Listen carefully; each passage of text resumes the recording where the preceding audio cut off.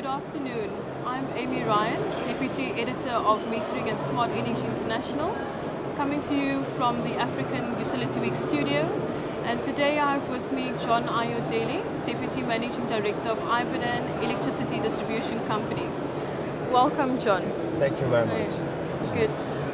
Today we'll just be discussing a lot around the Nigerian metering sector.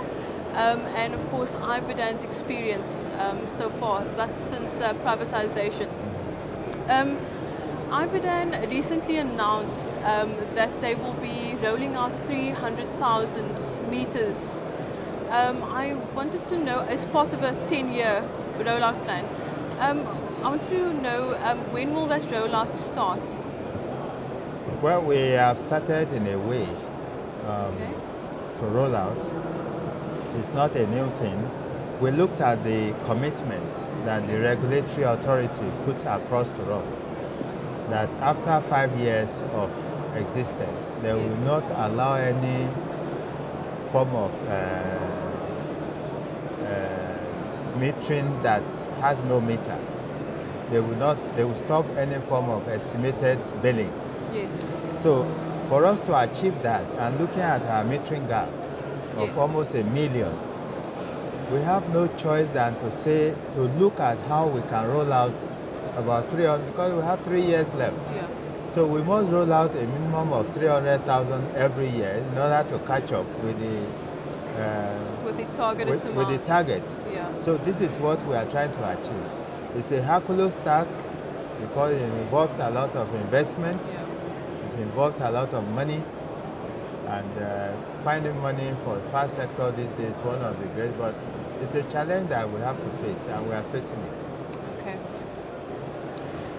Tell me, what is Ibadan's experience been since privatization and rollout of smart meters? What challenges have you faced? IBDC has been going through a lot of different challenges. Yeah. When the company was just taking over, the statistics, the data for customers that were left behind for them to work with were very, very bad. Yeah. Some had names, no address. Some had address, no name. Some no name, no address, but there's account number. Yeah. To the extent that while the company was only able to rake in about 2.5 billion of a naira in Nigeria from a power delivery of over 4 billion. Wow. So that tells you how much.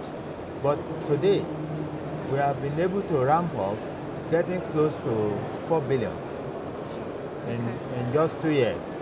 Yeah. And we did that through aggressive metering, aggressive getting people into their database, and we are doing a lot of work in that direction.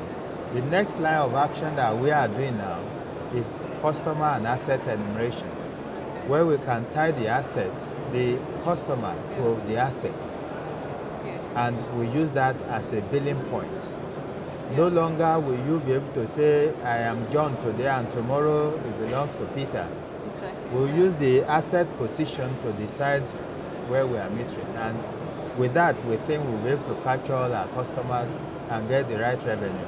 Yeah. This is all about matching the customer data with the actual asset as well. Yes, we are matching the customer data, both the customers that we know, the customers that we don't know, because there are a lot of customers that we don't know, but they are on electricity and we don't know where they are.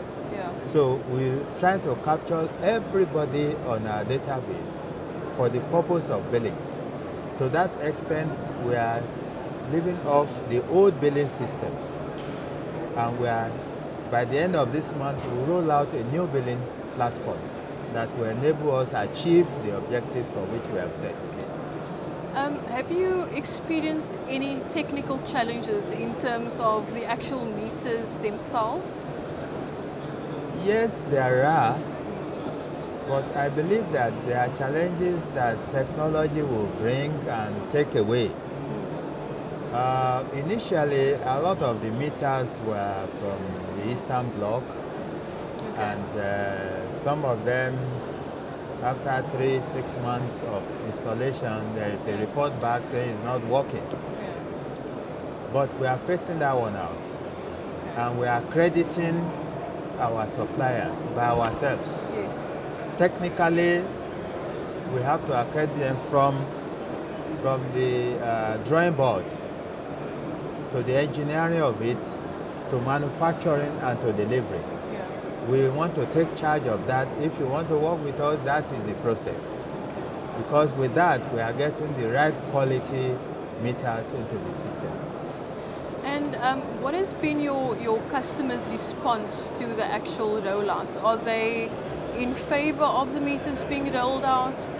Do they feel that they don't have a choice? What has been kind of the response to the rollout, the metering rollout in Nigeria? No, the customer response had always been that don't give me bill if there is no meter. Yeah. So a lot of customers are queuing up even for the rollout. They are waiting. Yeah. The only problem we have in addition to that is the fact that a lot of times for a sizable amount of meters while we install, if you go back there in 2-3 weeks, 2 days, 3 days, 1 week, 2 weeks, they're already bypassed. Okay. So it's another trend that Yeah. we are facing. Yeah. And we try to devise means now. We don't put meters in people's houses. We put them on the poles Okay. so that it will be more difficult. Yes. They still climb the pole, but it's not as easy as when the meters were just available in their houses. Wow. Okay. And tell me, you will be speaking at the conference this year on successful meter rollouts and the considerations to deploy meters. Tell me, in your opinion, what are some of the considerations prior to rollout that are critical considerations before embarking on such a project? Meter deployment is no longer metering as we used to know. Yeah. Meter deployment today is the core center of the business. Apart from the engineering angle of providing electricity, the next phase in the marketing is metering. It's a whole range of technology by itself. So a company like ours will have to sit down on the table between postpaid, prepaid, and whether prepaid or postpaid, whether AMI, AMR, or which technology will you deploy. It's a major issue that you have to decide. In our own case, we opted to go for remote, I would say remote reading postpaid, because the investment required for us to achieve our target, if we stay with prepaid, we will never achieve it because we can't get the fund.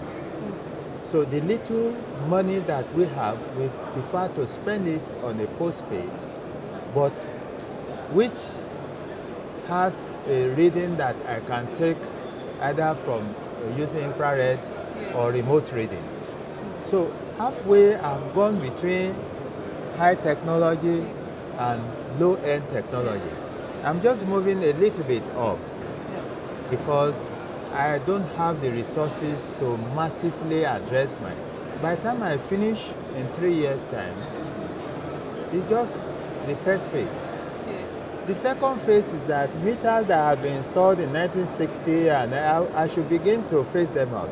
At that time, I will start that phase with automatic meter reading.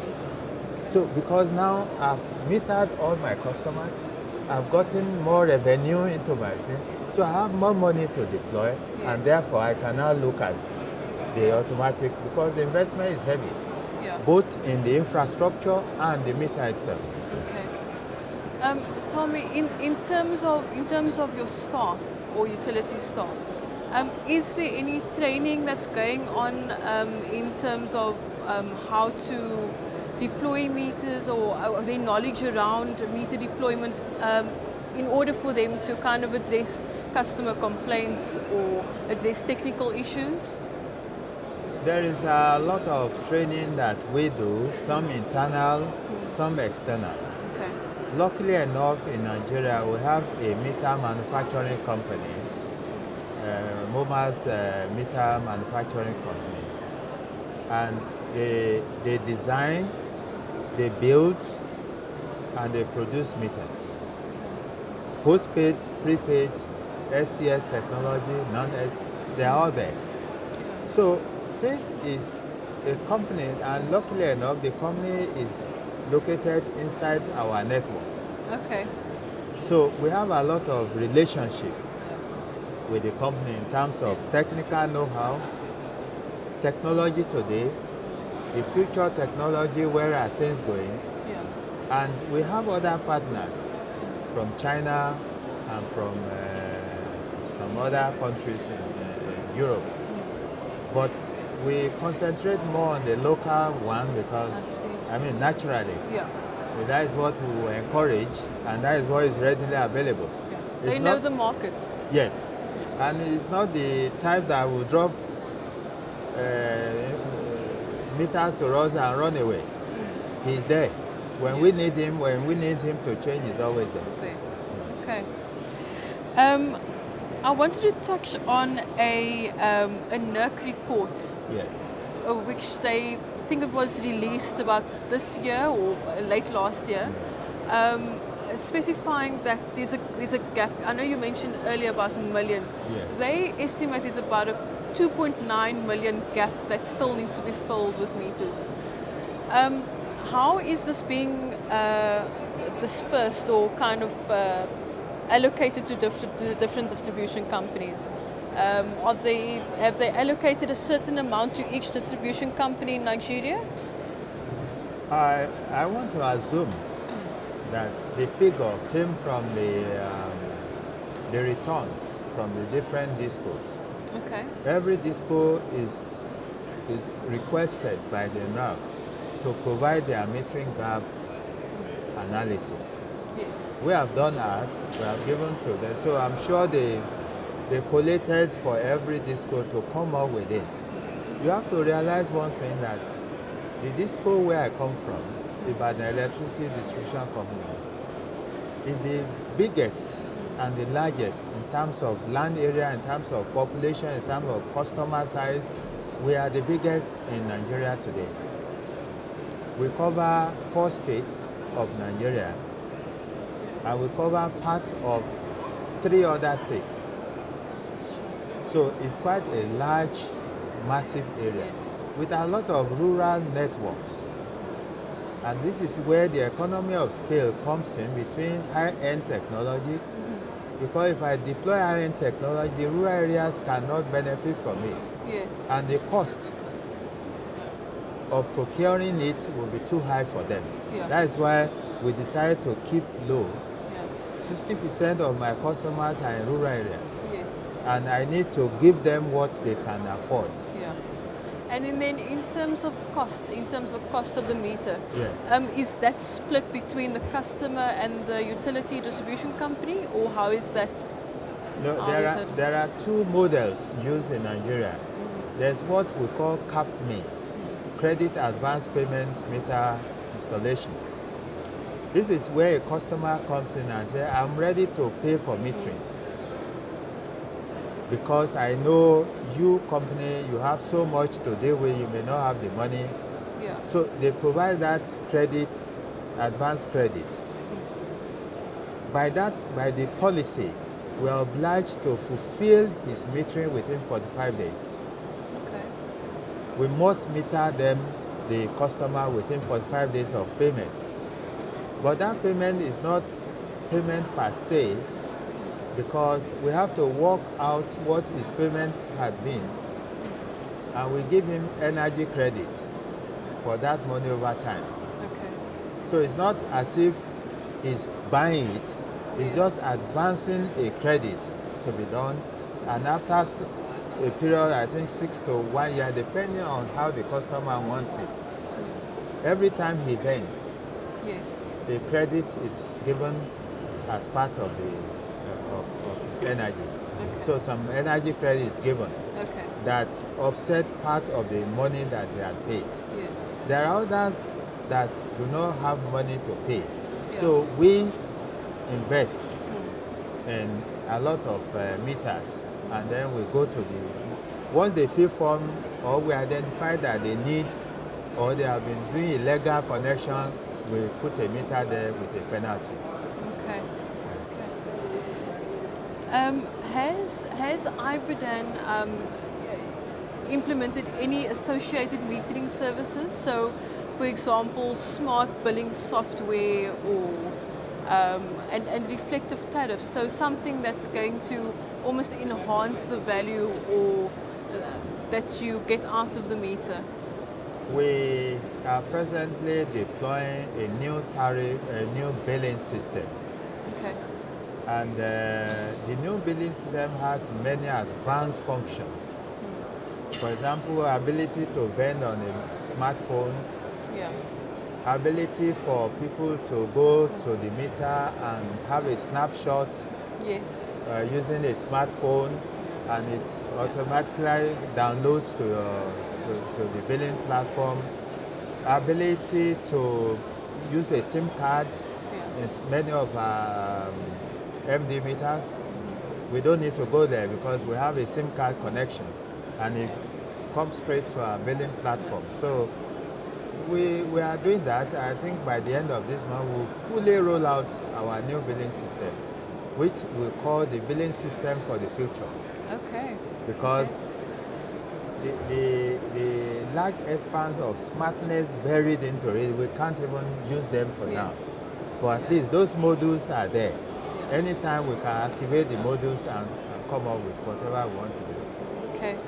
That's actually something that while you were talking, I wanted to ask you about. So there's the benefit of the smart meter is all about the energy data, right? And how customers can reduce by being informed of how much energy they are using. Now, at the moment, Nigeria or Ibadan, in Ibadan's case, we're still rolling out meters. So there's that dual responsibility. So is there the responsibility where you have the meters being rolled out, but still is the benefit of having that energy data being realized at the moment, or are you still in the meter rollout phase, or will the energy data kind of efficiency benefits come at a later stage? There's a lot of benefits that we get today that we never had before. For example, because of the rurality of the area and because of the fact that the energy given to me from the grid is not sufficient for me. It's not sufficient to go around everybody. So a lot of times there's a lot of massive load shedding. With my new scheme, it's easier now for me to see where the energy is actually required and where the customers there pay more money than other customers. So now it's possible for me to reaggregate how my energy supply scheme will be and see where to cut down on my losses. Because one of the things that the regulator uses to benchmark us is our losses. Now I'm collapsing my losses, and I have to collapse the losses to a certain level within the next 3 to 4 years. I couldn't have done that before. But with the smartness coming with some ways for me now to even sit down in my office and look at my energy flow and how things are done, it's a lot of advantage that we are getting over it. In fact, it makes life much easier for me in the office than when I was there before. Is there anything that Ibadan as a utility needs at the moment? Where are you finding your struggles or your challenges right now in terms of ahead of the 3,000 meter rollout, 300,000 meter rollout? There are 2 or 3 challenges that we face. Yes, we have to roll out, but our regulation is capex regulation. So you're only allowed a certain amount of investment per year. Okay. So the investment allowed IBEDC is not sufficient to roll out the 1 million meters. Yeah. So, but what the regulator has said that you can spend more, but you can't recover it in that year you spend it. You have to take it to the next level. When they are doing another minor review of the tariff, then you can accommodate. Because if they allow us to invest like that, what happens is that the tariff will so much shoot up to cover that investment, and it will create a rate shock in the economy, which government will not want, which the regulator is also still guarding against. So our major problem stands for the fact that we have a capex that we cannot go beyond.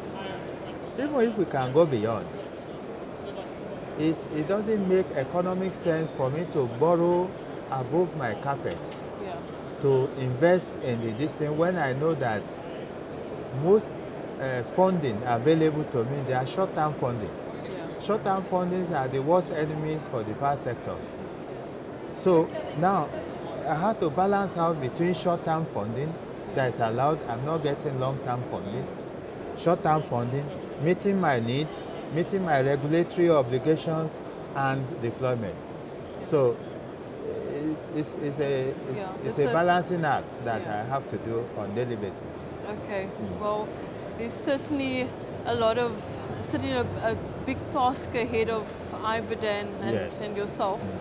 But that's it for the moment. That's all that we have time for right now. This is Amy Ryan, Deputy Editor of Metering and Smart Energy International, coming to you from the African Utility Week studio. Thank you so much, John. Thank you very much. Thank you. Thank you, listeners. Thank you. Bye.